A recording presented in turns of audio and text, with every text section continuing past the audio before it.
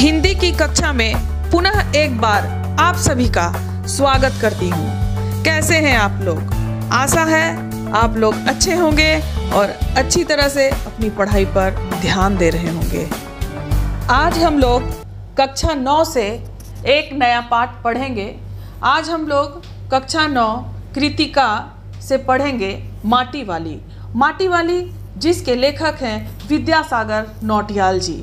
और इस पाठ के माध्यम से लेखक ने यहाँ पर बहुत ही सहजता और सरलता से ये दिखाने का प्रयास किया है कि किस प्रकार से जब किसी भी गांव या शहर में विस्थापन की नीति अपनाई जाती है तो उसमें कितने लोग उसके शिकार होते हैं और किस प्रकार का दंश झेलते हैं।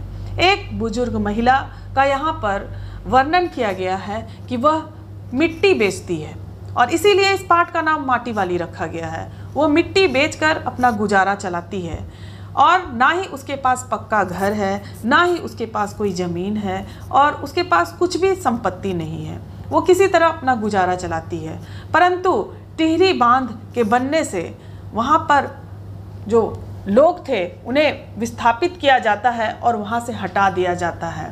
तो यहाँ पर उसी समस्या को दिखाया गया है कि किस प्रकार से लोग विस्थापन की नीति का शिकार होते हैं। तो आइए बच्चों पढ़ते हैं हम लोग माटी वाली। शहर के सेमल का तप्पड़ मोहल्ले की ओर बने आखिरी घर की खोली में पहुंचकर उसने दोनों हाथों की मदद से अपने सिर पर धरा बोझा नीचे उतारा।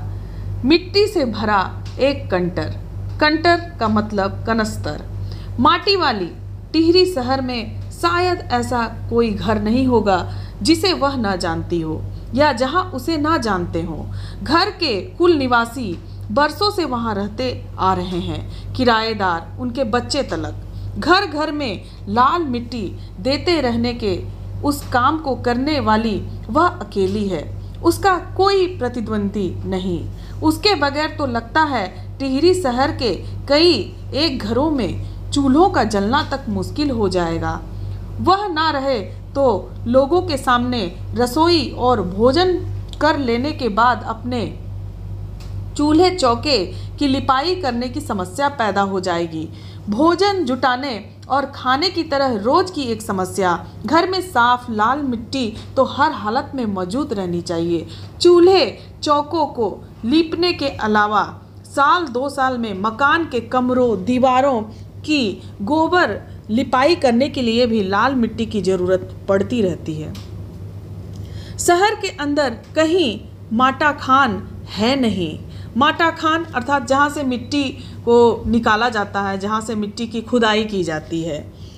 भागीरथी और भिलांगना 2 नदियों के तटों पर बसे हुए शहर की मिट्टी इस कदर रेतीली है कि उससे चूल्हों की लिपाई का काम नहीं किया जा सकता।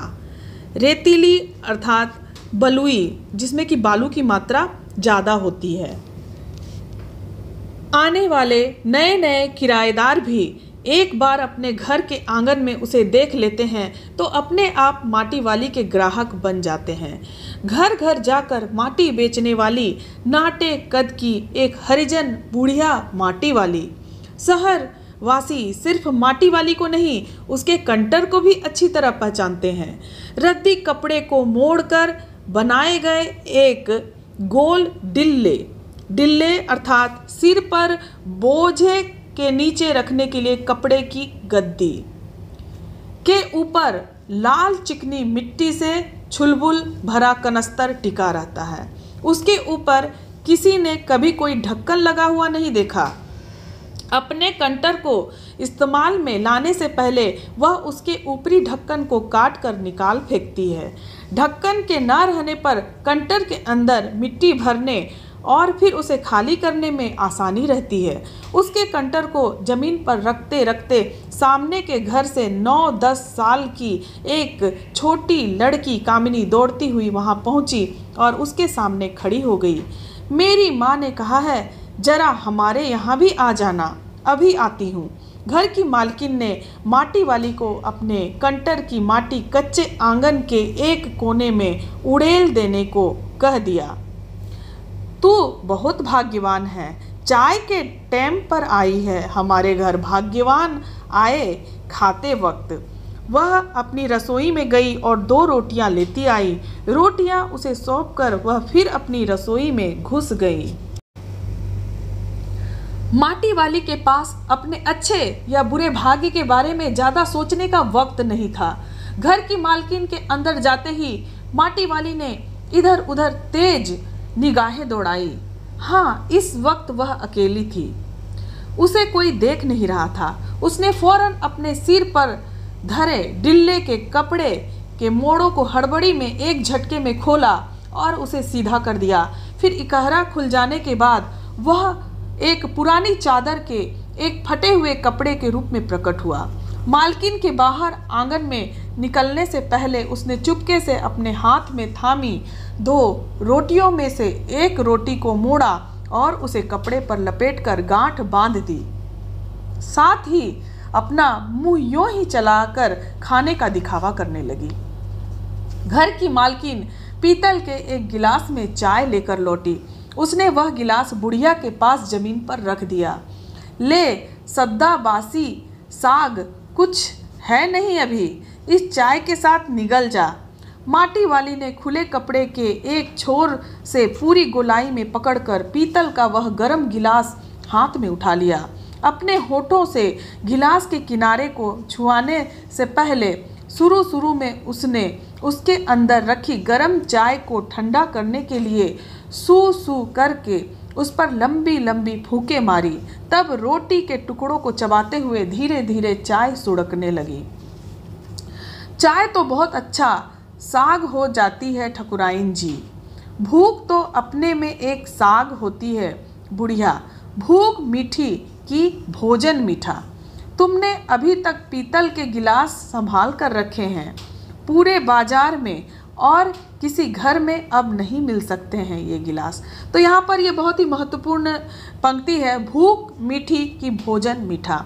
अर्थात जब व्यक्ति को भूख लगी होती है तो भोजन चाहे जैसा भी हो वो व्यक्ति को मीठा ही लगता है, चाहे वो सूखी रोटियां ही क्यों ना हो, व्यक्ति को वही भोजन बहुत ही मीठा प्रतीत होता है, जिस प्रकार से माटी वाली को प्रतीत हो रहा है। इनके खरीदार कई बार हमारे घर के चक्कर काट कर लौट गए। पुरखों की गाढ़ी कमाई से हासिल की गई चीज़ों को हराम के भाव बेचने को मेरा दिल गवाही नहीं देता। हमें क्या मालूम कैसी तंगी के दिनों में अपनी जीभ पर कोई स्वादिष्ट चटपटी चीज़ रखने के बजाय मन मसोस कर 2-2 पैसे जमा करते रहने के बाद खरीदारी होगी। उन्होंने यह तमाम चीज़ें जिनकी हमारे लोगों की नज़रों में अब कोई कीमत नहीं रह गई है, बाजार में जाकर पीतल का भाव पूछो जरा, दाम सुनकर दिमाग चकराने लगता है। और ये व्यापारी हमारे घरों से हराम के भाव इकट्ठा कर ले जाते हैं।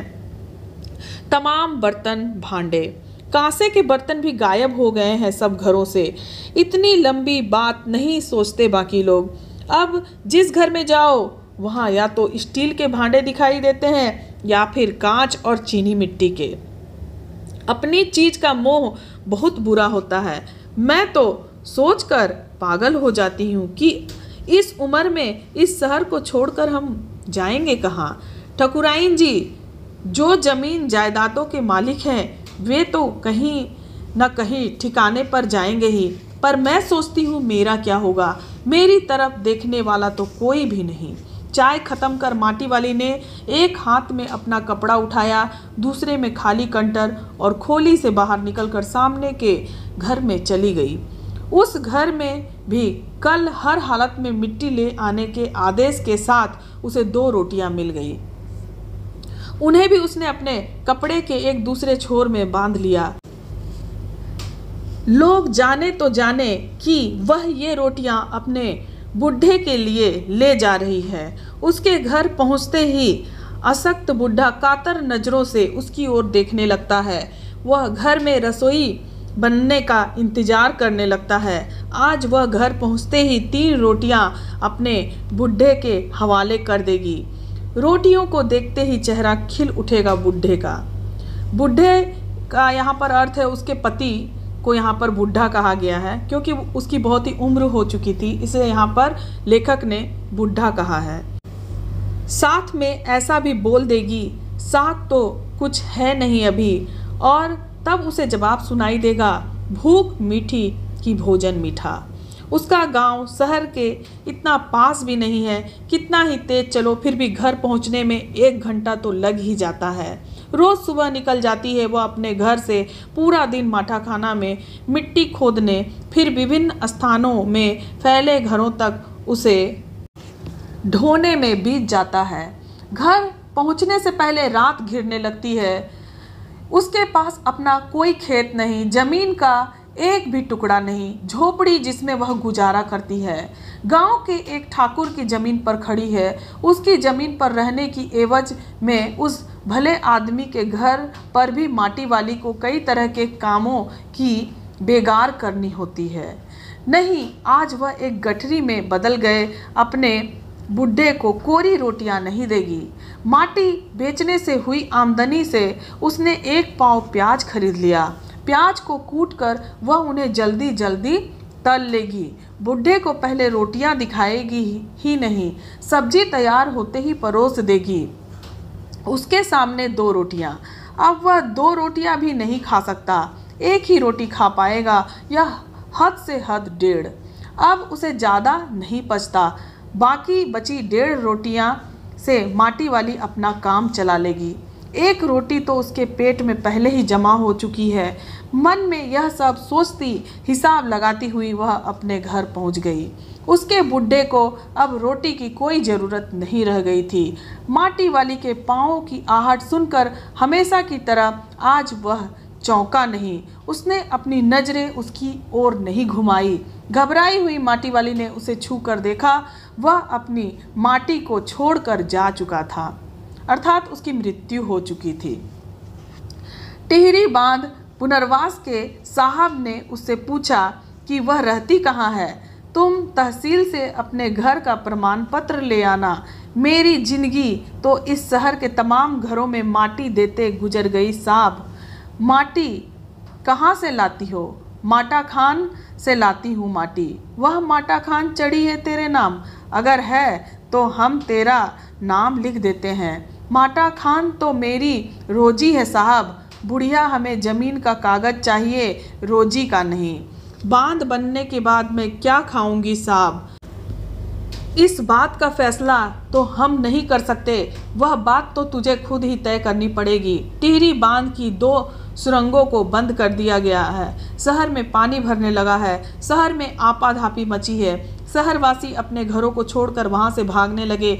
पानी भर जाने से सबसे पहले कुल शमशान घाट डूब गए हैं। माटी वाली अपनी झोपड़ी के बाहर बैठी है। गांव के हर आने जाने वाले से एक ही बात कहती जा रही है, गरीब आदमी का शमशान नहीं उजाड़ना चाहिए। गरीब आदमी का शमशान नहीं उजाड़ना चाहिए का अर्थ यह है कि गरीब आदमी का आसरा और सहारा नहीं छीनना चाहिए। माटी वाली जब एक दिन मजदूरी करके घर पहुंचती है तो उसके पति की मृत्यु हो चुकी होती है और उसके सामने विस्थापन से ज़्यादा पति के अंतिम संस्कार की चिंता होती है। बांध के कारण सारे शमशान पानी में डूब चुके होते हैं। उसके लिए घर और शमशान में कोई फर्क नहीं रह जाता है और वो इतनी दुखी हो जाती है कि इसी दुख के कारण वो आवेश में यह वाक्य कह जाती है कि गरीब आदमी का शमशान नहीं उजाड़ना चाहिए। आशा है बच्चों आप लोग इस पाठ को समझे होंगे, आप लोग इसे गहनतापूर्वक अध्ययन करेंगे और इसके प्रश्न उत्तर को लिखेंगे। धन्यवाद।